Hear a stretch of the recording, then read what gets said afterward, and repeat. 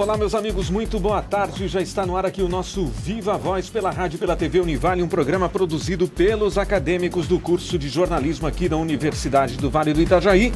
Um programa de rádio, mas que também é televisionado nessa forma híbrida, então, né? Rádio e televisão, levando informação na sua tarde aqui pela rádio e pela TV Univale, na Rádio Univale FM para quase 40 municípios catarinenses que nos acompanham pelas ondas da 94,9 MHz. E pela TV Univale no canal 11 do sistema de TV a cabo aqui da cidade de Itajaí. Bom, a gente fala hoje sobre comércio virtual, né, sobre o comércio eletrônico. Com o crescimento e a evolução da internet, as pessoas passam a fazer as coisas pela rede de computadores, né? E nisso está incluso uma série de ações, né? As pessoas namoram, as pessoas conhecem culturas, né? Mas também fazem compras pela internet. Segundo pesquisa do Instituto Nielsen, mais de 30% dos internautas brasileiros têm a intenção de comprar algum eletrodoméstico pela internet, por exemplo. Então é sobre isso que a gente fala no programa de hoje. Quem apresenta o programa comigo é o Gabriel Vieira. Boa tarde, Gabriel. Boa tarde, Prachedes. Boa tarde também para você que acompanha o Viva Voz na Rádio Univale FM e também na TV Univale. São vários os canais de comunicação com o nosso programa. Você pode enviar críticas e sugestões para o nosso e-mail, o vivavozunivale@hotmail.com. Você também pode acompanhar as informações e alguns áudios do nosso programa no blog vivavozunivale.wordpress.com. Você pode seguir o nosso programa no Twitter, no @vivavozunivale, e não esqueça de curtir a nossa página no Facebook, facebook.com/vivavozunivale. Professor do curso de administração aqui da Univale, ele que é mestre em administração, André Moraes dos Santos. Boa tarde. Boa tarde, Carlos. Boa tarde, Gabriel. Quando é que surge o conceito de e-commerce? Olha, a ideia do e-commerce ele surge basicamente junto com a internet, meados da década de 90, né? Com o aparecimento da própria rede e a difusão da rede, algumas lojas começaram então a colocar isso, né? A colocar produtos, né, à venda através desse meio. E aí começa a surgir essa palavra cunhada, primeiro em termos de consultoria, e hoje é uma palavra já até academicamente bem estabelecida, que define a relação de comércio mesmo, entre empresas ou entre consumidores, né? Existe um termo maior que se chama e-business, né, que especifica todas as relações de negócio que ocorrem na internet. E de que maneira surgiram as primeiras lojas virtuais? Olha, uma das primeiras lojas virtuais fortes, que hoje é a maior loja virtual do mundo, né? Ela foi a Amazon, surgiu em 95. Ela surgiu da necessidade, ou da ideia, né, do fundador da Amazon em oferecer, né, um portfólio de produtos, no caso eram livros, né, e oferecer o maior portfólio possível. Naquela época, nenhuma loja física teria condições de comportar toda a quantidade de livros disponíveis no catálogo americano, por exemplo. E ele tentou também ideias que a gente acha que o comércio eletrônico é uma coisa nova, mas vender de forma, entre aspas, virtual é uma coisa relativamente antiga. A venda por catálogo também é uma venda que ocorre não de forma presencial. É verdade. Mas ele viu que também catálogos seriam inviáveis, porque os próprios catálogos representariam um volume enorme para mandar para as pessoas. E aí, no surgimento da internet, ele teve a ideia de usar a própria estrutura da web, que você não tem limitação de prateleiras físicas, né, para disponibilizar uma quantidade enorme de itens. E aí, então, acho que a partir disso foi a primeira ideia de loja eletrônica. No início, a loja da Amazon era uma loja bem simples, né? Praticamente não tinha muitas imagens. E vendia livros que eram um produto altamente padronizado e você tinha uma série de outros benefícios. Então, acho que essa foi a ideia que fez com que as primeiras, né, lojas se aventurassem. E aí isso depois foi difundindo, aumentando o número de produtos. Né? É relativamente rápido, né? Nós temos aí 15 anos mais ou menos, né? E o crescimento realmente foi fantástico. Nos primeiros anos, o crescimento a gente pode dizer que foi um pouco que exponencial, né?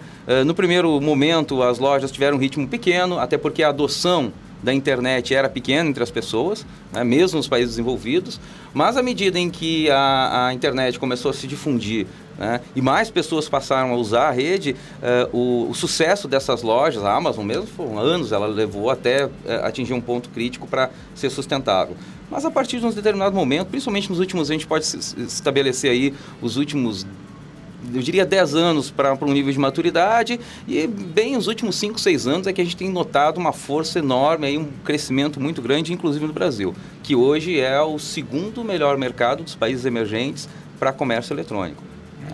E é justamente esse ponto. Quando esse conceito veio para o Brasil? Olha, o conceito, ele praticamente é concomitante ao surgimento do conceito internacional, né? À medida que a internet começou a vir para o Brasil, isso foi mais um pouquinho no final da década de 90, nós começamos a ter algumas empresas vendendo. Talvez uma das primeiras aqui foi a Livraria Cultura. Não digo primeira, é difícil até resgatar quem foi a primeira loja, né? Mas temos algumas bem tradicionais. A Livraria Cultura foi uma das primeiras a começar a vender livros de forma eletrônica aqui no Brasil. E hoje se vende de tudo, né, professor? Hoje se vende de tudo. Você tem, por exemplo, a Amazon, como eu falei, ela vende desde livros, eletrodomésticos, ou seja, é a empresa que tem o maior número de itens à venda do mundo.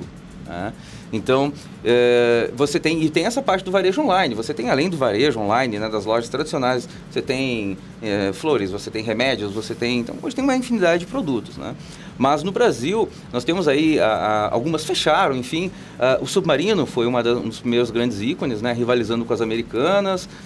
Depois foi comprado? Sim, se juntaram, né? Sim. Americanas e Submarino, Americanas, na verdade, comprou o Submarino, mais algumas outras empresas, formando um grupo que se chama B2W.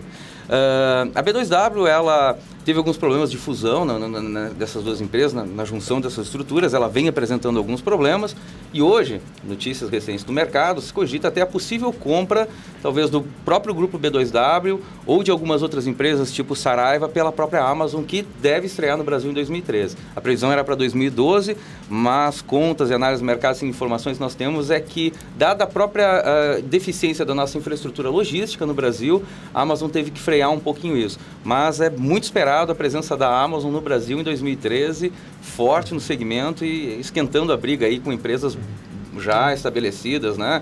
Nós temos aí o Grupo Pão de Açúcar, nós temos a Magazine Luiza, que é um exemplo de rede nacional que tem feito um bom trabalho, principalmente a partir das redes sociais. Casas Bahia demorou muito, né, para chegar no... Casas Bahia demorou um pouco, né? Ela teve uma série de problemas, até alguns dão conta do problema logístico dela, principalmente na região norte e nordeste, onde ela tinha uma forte presença física, mas hoje em dia, né, ela faz parte da internet. É difícil hoje você ter uma loja que não faça parte. Era isso que eu ia perguntar. Na sua opinião, a loja, para ela vingar, para ela continuar no mercado, ela tem que também disponibilizar a loja virtual, né? Tem que ter. Né? Sim. Toda loja física hoje, né, a grande maioria, ela precisa também ocupar esse espaço virtual, né? Ela é um mercado a mais e que ela pode obter. Agora, o contrário não é verdade, né? Nem toda loja virtual precisa ter uma loja física, né? Esse é um conceito. Submarino não tem lojas físicas, né? A Amazon não tem lojas físicas, então o que eles têm são centros, às vezes, de experimentação. Você tem centros de experimentação de produtos, mas o inverso não é verdadeiro. E agora, recentemente, você falou da possível chegada da Amazon no Brasil no ano que vem.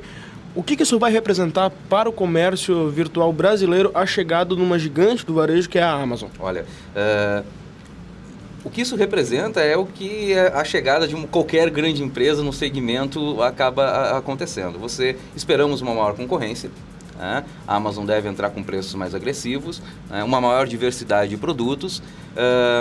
Por outro lado, também especula-se, né, que enquanto por um lado nós temos a concorrência, dependendo do aporte de empresas que a Amazon for comprar no Brasil, em algum determinado ponto isso também pode desestimular. Se ela comprar muitas empresas, a gente pode perder uma briga boa. Um exemplo é a própria fusão do grupo B2W.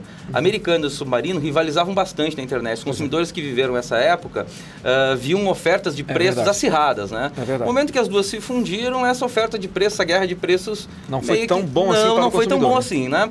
Mas claro, por outro lado, entraram outros players. Eu acho que, no geral, o mercado ganha.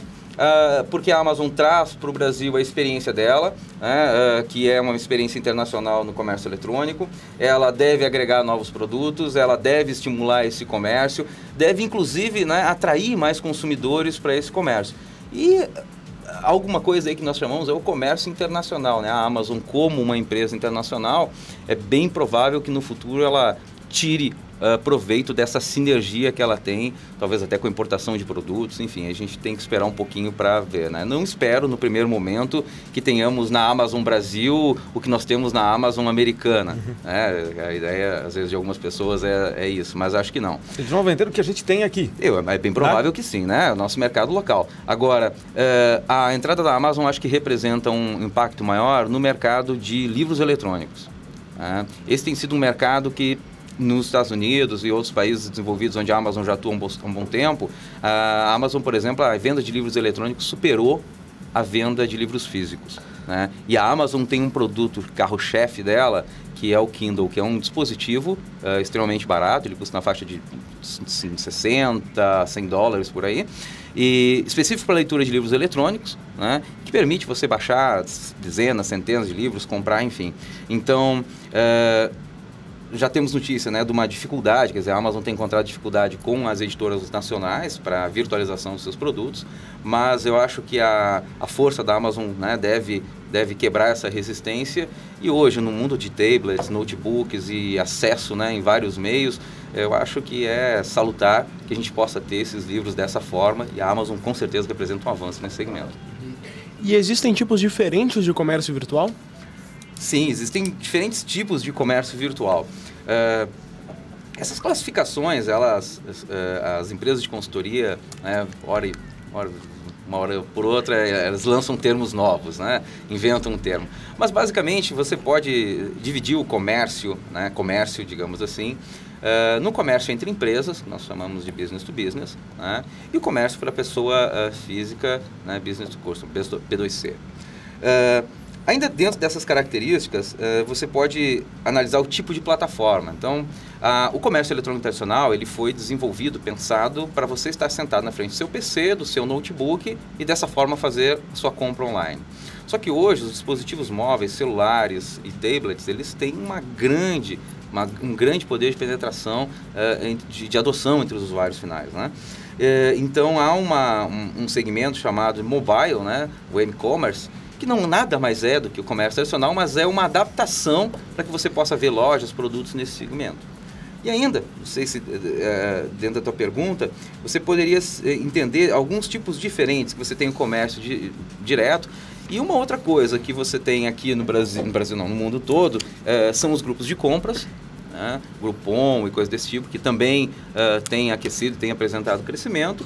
E por último, você talvez teria, acho que é uma classificação que fica um pouco à parte, mas os mercados de leilões, né? Tipo o Mercado Livre, eBay, que também tem um impacto significativo, embora seja um mercado um pouco mais regulamentado, né, a garantia dos produtos não é a mesma de uma loja, mas que também tem um grande impacto. Acho que são essas classificações aí que a gente pode ter. Os grupos de compra vieram para ficar? Vieram para ficar, sim. Os grupos de compra, hoje no Brasil nós temos mais de 400 grupos de compras. Né? Claro que houve o boom, houve uma bolha, né? Dificilmente vai suportar tudo isso. Muitos vão sumir, né? Devem sumir, e vão ficar alguns grupos, e grupos de abrangência nacional, né? E também o desenvolvimento de grupos locais, né? Grupos com foco local. Então, no nível nacional, hoje o carro-chefe de vendas é pacotes de viagens e coisas nesse segmento. E ofertas locais são bares, restaurantes que conseguem movimentar através de ofertas locais. E com certeza vieram para ficar. É uma questão de adaptação do mercado, né? Hoje tem talvez uma grande quantidade, o mercado também não suporta esse número muito grande, é meio sem sentido isso, é normal, é a bolha. Agora, como é que funciona um grupo de compra, né? Como é que funciona? Onde ele está estabelecido? A sede dele é grande, é pequena? Isso é uma curiosidade que eu tenho. Pois é, então, os grupos de compra, eles na verdade são organizações totalmente virtuais. Né? Existem várias modalidades, mas em geral são contratos fechados com empresas, né? Que comercializam determinados produtos a preços realmente com desconto. Né? E essa é uma característica importante, né, dos grupos de compras, gerar economia nas compras. E aí essas ofertas são então vendidas, né, ou comercializadas entre diferentes usuários, essas promoções em pacotes limitados. Tem outros grupos de compras que funcionam de uma outra maneira, né? Você junta um determinado número de usuários para comprar um produto, geralmente é um prazo de entrega um pouco mais longo, mas você faz a ordem do pedido, esse pedido leva um determinado tempo para ser colocado na mão do cliente. Mas com isso o cliente também economiza, é uma compra, né, programada para longo prazo. Agora, você perguntou uma coisa importante, porque frente a esse grande número de grupos de compras, tem muitos que você eventualmente, né, pode ficar na mão sem o produto. Pois né? é, então, é uma preocupação que a gente tem, quase segurança disso, né? Segurança. Isso vale tanto para grupos de compras quanto para lojas de comércio virtual. Sempre que um consumidor pensar em comprar algum produto de uma loja ou de um grupo de compras, a primeira coisa que ele deve fazer é tentar se informar sobre a idoneidade desse grupo, né? Hoje nós temos aqui no Brasil vários sites, um deles é o Reclame Aqui, que se tornou extremamente popular, e é um site, é um serviço associado até do Buscapé, que os usuários colocam suas reclamações, suas opiniões sobre essa empresa ou sobre esse grupo. Então, é um trabalho de você se informar um pouco mais, né, sobre esse grupo que você está ingressando, ou essa nova loja. Pesquisar ali comentários a respeito daquela empresa. Pesquisar comentários daquela empresa, a reputação dessa empresa, verificar a CNPJ dessa empresa. Você pode ir no site da Receita da Fazenda e verificar a CNPJ, né? Ver se essa empresa está cadastrada. Por exemplo, hoje nós temos o EBIT, que é um órgão brasileiro que avalia uma série de empresas, ver se ela tem uma boa classificação lá. Então, acho que esse é o primeiro passo para você poder fazer uma boa compra, uma compra segura, né? Até perguntei isso porque hoje em dia a gente vai até um site desses de compras e muitas vezes, como a gente está acostumado, né, que esses sites sejam de grandes centros como São Paulo, muitas vezes a gente se surpreende quando chega a nota fiscal com o produto, porque muitas vezes ali o produto está vindo lá do interior de um estado, né, completamente, você não fazia a menor ideia, né, você não sabe, você não tem ideia de onde vem o produto. De onde vem, né? Não, você não tem ideia de onde vem o produto, são redistribuição, a compra pode ser de um lote em um determinado depósito, isso é muito variável, né? Mas o importante é você confiar e ver a credibilidade do grupo e da empresa que você está comprando. Agora, antes de nós irmos ainda para o intervalo, uma outra curiosidade que eu tenho, que é o seguinte, um site desses de compras, né? A estrutura física dele é gigantesca ou nada disso? Muitas vezes ele te vende o produto e ainda ele não tem esse produto em estoque, ou ele não precisa realmente ter esse produto em estoque? Então, não, ele não precisa, porque geralmente a relação de compra é feita com um fornecedor direto, ou seja, as ofertas que o grupo de compras em geral oferece no seu site, elas estão ligadas a um fornecedor específico. Não, mas o site de compras mesmo, um site de compras, Americanas... Sim, tá, ok. Não o grupo de compras, sim. Não, sim. Por exemplo, assim, esses hoje têm depósitos gigantescos. São depósitos. São depósitos físicos, a logística deles. Incrível, no primeiro né? momento da internet, no início, no primórdio, a ideia era que você revertesse todo o processo. Ou seja, você vende o produto, manda o pedido lá para o fornecedor e o fornecedor que se vira a entregar, né? Isso não deu muito certo, né? Deu vários problemas de falhas, enfim. Então, a Amazon hoje é a líder, ela tem centros enormes com logísticas extremamente sofisticadas, né? A Submarino também. Então, comércio virtual, centros de distribuição físicos, e um problema no Brasil é a própria logística, né? Nós temos uma deficiência de serviços logísticos, principalmente para essa entrega ao consumidor final. Mesmo assim, eles ainda conseguem fazer milagre, né? Porque geralmente a gente acaba recebendo ali no prazo, né? Sim, acaba sim recebendo prazo. Bom, a gente vai fazer um breve intervalo, já a gente volta na conversa de hoje com o professor André Moraes dos Santos, ele que é mestre em administração e conversa conosco hoje sobre comércio virtual. A gente volta já. Já voltamos então com o nosso Viva Voz de hoje. O programa de hoje é bastante interessante. Estamos falando sobre comércio eletrônico, não é? Com o professor André Moraes dos Santos. Ele é mestre em administração e professor no curso de administração aqui da Univale. Professor, no primeiro bloco, mais próximo do final do primeiro bloco, nós conversamos sobre os tipos diferentes de comércio virtual, e um deles que está em franca ascensão são as compras via aparelho celular. Seja comprando aplicativos para o próprio aparelho ou comprando coisas para a sua própria casa, coisas de utilidade pessoal. Como esse setor deve crescer nos próximos anos? Então, hoje esse setor ele ainda é bastante pequeno em relação ao valor de e-commerce geral. Ele representa 1%, 2% no máximo. Tá? Mas o crescimento dele tem sido de 200%, ou seja, representou 0,5%, então o crescimento tem sido muito grande. É que a internet ainda também não é tão boa ainda nesse... Exatamente. Nós temos aqui no Brasil um problema muito sério de redes móveis. Né? A qualidade da nossa rede móvel no Brasil é muito ruim. A nossa velocidade de tráfego de dados na internet móvel é muito ruim, nós estamos muito atrasados. Isso é um fator impeditivo. Outro também, claro, obviamente, como não tem atratividade desse segmento, né, as lojas também não investem, porque você precisa de um investimento considerável nessa área. Agora, você falou uma coisa de aplicativos, e aí tem uma variável interessante que analistas do mercado têm ficado de olho. Por exemplo, quem tem algum aplicativo tipo iPhone ou Android, um celular dessa marca, já deve ter comprado algum aplicativo. É muito simples você comprar um aplicativo, né? Se você tem um iPhone, com 2, 3 cliques, você baixou o aplicativo, baixou um livro para o seu dispositivo. Mesma coisa no Android. Se você for tentar comprar um bem físico, você vai ter que entrar num site da loja, você vai levar muito mais tempo. O que alguns analistas estão observando é que essa facilidade de você comprar um aplicativo, se você transferir, se você conseguir replicar essa facilidade para você comprar bens físicos, né, você vai ter uma vantagem enorme. Então, não é à toa que, por exemplo, a Amazon, que novamente nós falamos que é líder de mercado, tem investido pesado no seu dispositivo, no seu tablet, com o seu sistema operacional, para você, na verdade é um Android que roda, né? Mas tem toda uma configuração para você comprar produtos com poucos cliques se você tiver um tablet da Amazon. Tanto é que a Amazon ela vende os seus produtos tablets a preço de custo. Ela declarou isso, ela não lucra com a venda do aparelho. Foi feito para vender os produtos. Ela é feita para vender, os preços deles são matadores. E muitos analistas, né, observam assim, se o Google pretende ou não, isso são especulações, é claro, entrar no mercado varejista.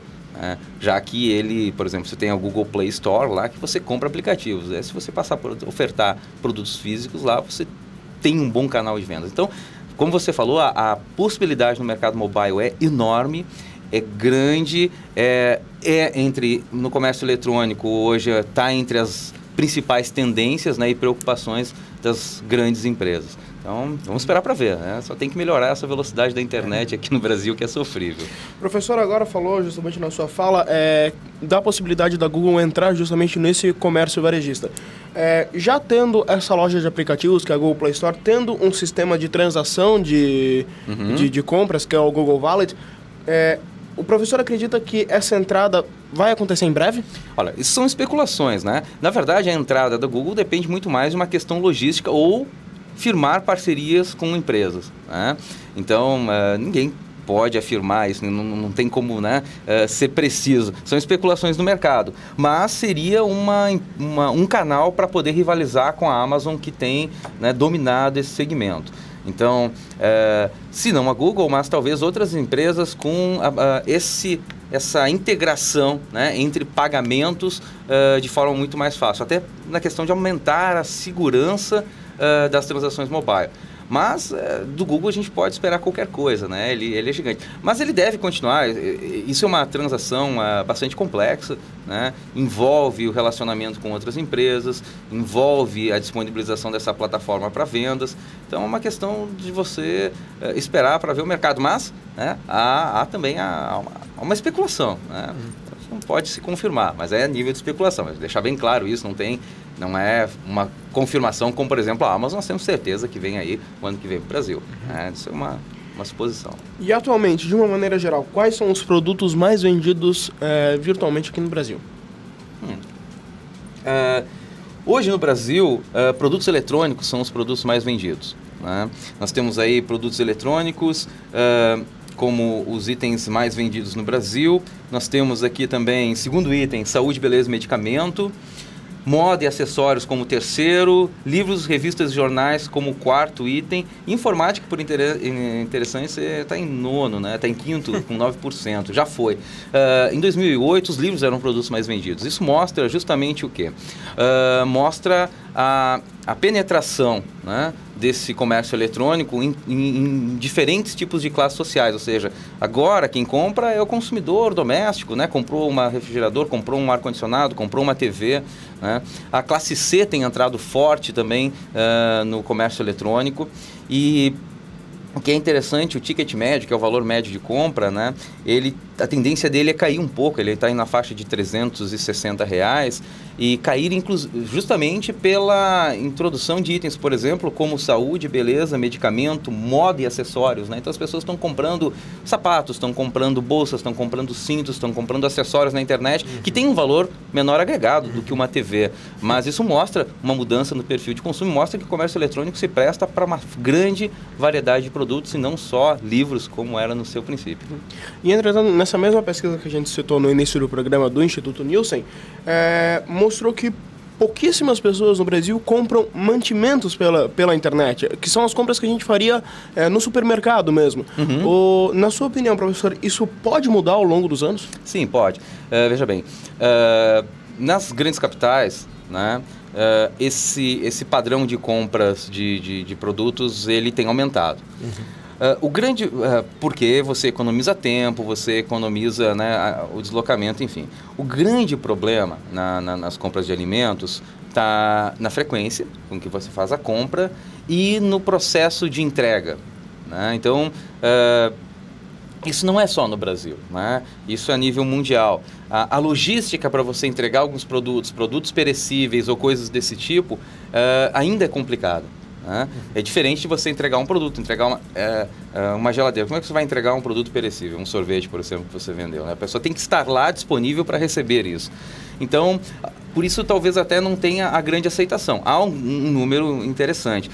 Não se sabe ainda como resolver isso. Alguns dão conta de mudança até na própria arquitetura, né? Então, a gente já viu algumas notícias de condomínios novos inaugurados fora do Brasil, enfim, que tem uma área para receber. Você tem lá a sua caixa, como se fosse a caixa postal refrigerada, por exemplo, para receber produtos, para receber compras e coisas desse tipo.